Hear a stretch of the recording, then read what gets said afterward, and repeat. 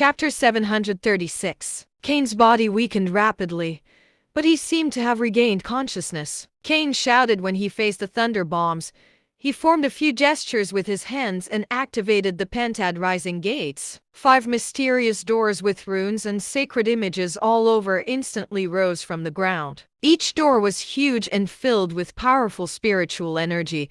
They were abnormally solid. That was an advanced ninja art in Karatopia. When Yumi trespassed Sea Lake Island back then, she activated the triple rising gates once to stop the weapons from Eileen. It was obvious that Kane's Pentad Rising Gates had much stronger defensive power than her triple rising gates. However, 5 of the 9 bombs crushed the Pentad Rising Gates. The rest of the bombs flew toward Kane in an instant. Kane shouted and used all his spiritual energy to form a shield in front of himself. He was doing the best he could. However, the terrifying power of the bombs instantly crushed his shield. Kane screamed tragically and was blown to pieces. The statue of Acenthia in the shrine also crumbled into dust. The Pentad Rising Gates was only an advanced spell.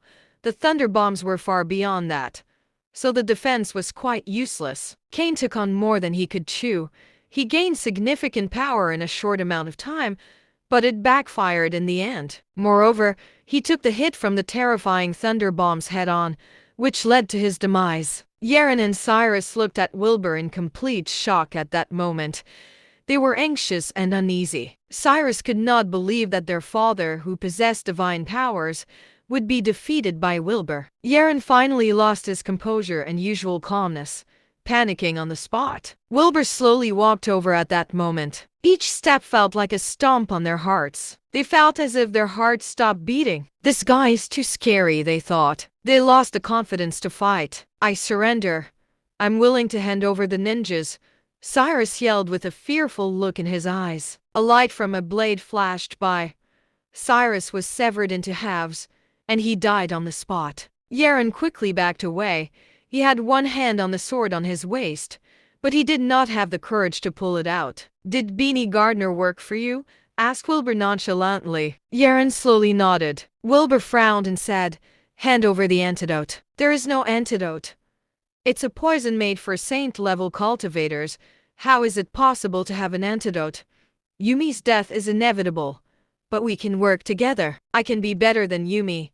I can offer you more, said Yeren while sweating. Wilbur shook his head and replied slowly, I have no intentions of doing that. What is it that you want? Yeren could not figure it out. He thought, even if he wants someone he can manipulate, that person has to be a gardener. It's impossible for him to manipulate the gardeners on his own. No one will agree to it. It will only cause a larger dispute and end badly. However, he received a tremendous blade attack as a reply. Yeren was faced with a sudden attack. He lost his composure and instantly used all of his spiritual energy. He pulled out his sword. His sword was blazing with spiritual flames as he countered the attack. Yeren was undeniably a saint-level cultivator. However, he spat blood instantly when he forcefully countered the attack from Wilbur. He activated his domain at the final moment. Infernal Ghost Domain, Yeren shouted. A demonic statue of the infernal demon that was over 10 meters tall appeared behind him.